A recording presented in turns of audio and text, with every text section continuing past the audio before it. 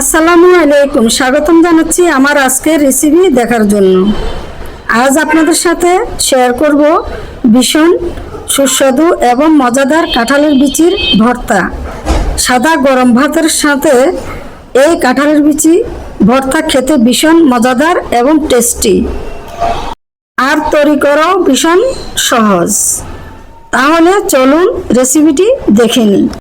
আশা করি আমার আজকের এই রেসিপিটা আপনাদের কাছে ভালো লাগবে।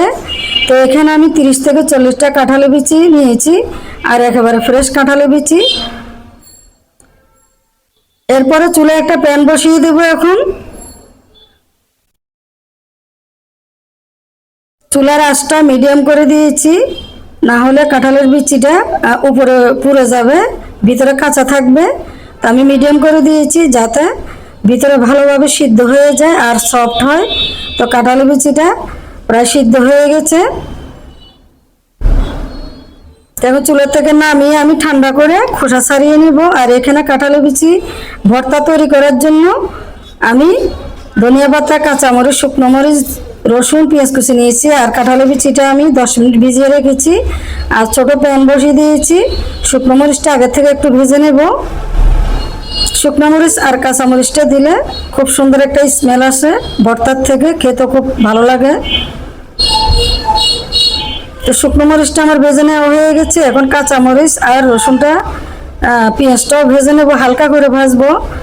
আপনারা চাইলে কাঁচা পেঁয়াজ দিয়ে ভর্তা তৈরি করে নিতে পারেন, কারণ পেঁয়াজটা একটু ভেজে নিলে তাহলে ভর্তাটা রেখে খাওয়া যাবে। তো পেঁয়াজের পরিমাণটা একটু বেশি দিতে হবে। তো পেঁয়াজটাকে আমি হালকা করে ভেজে নেব, বেশি একটা ভাজবো না।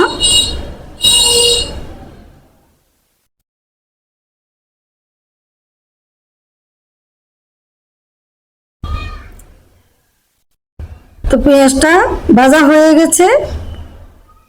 আর এখন আমি শিলপাটাতে আমি সামান্য লবণ দিয়ে শুকনো মরিচটাকে আগে বেটে নেব। আপনারা চাইলে ব্লেন্ডারও ব্লেন্ড করে নিতে পারেন, কারণ আমার কাছে শিলপাটাতে বেটে নিলে ভর্তার মজাটা আলাদা, খুবই মজা লাগে শিলপাটাতে বেটে নিলে। তো আমি এই জন্য শিলপাটাতে বেটে নেব। এখন আমি পেঁয়াজ ভাজা আর হলো রসুন, সব উপকরণ ভালোভাবে আমি বেটে নেব, মিহি করে নেব, তাহলে ভর্তাটা খেতে খুবই ভালো লাগবে। তো সব উপকরণ আমার বেটে নেওয়া হয়ে গেছে। এখন আমি কাঁঠালের বিচিগুলা একেবারে মিহি করে নেব।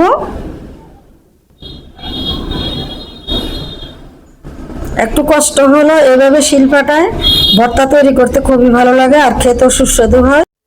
শিলপাটা বেটে নিলে ভর্তাটা খেতে খুবই মজাদার হয়।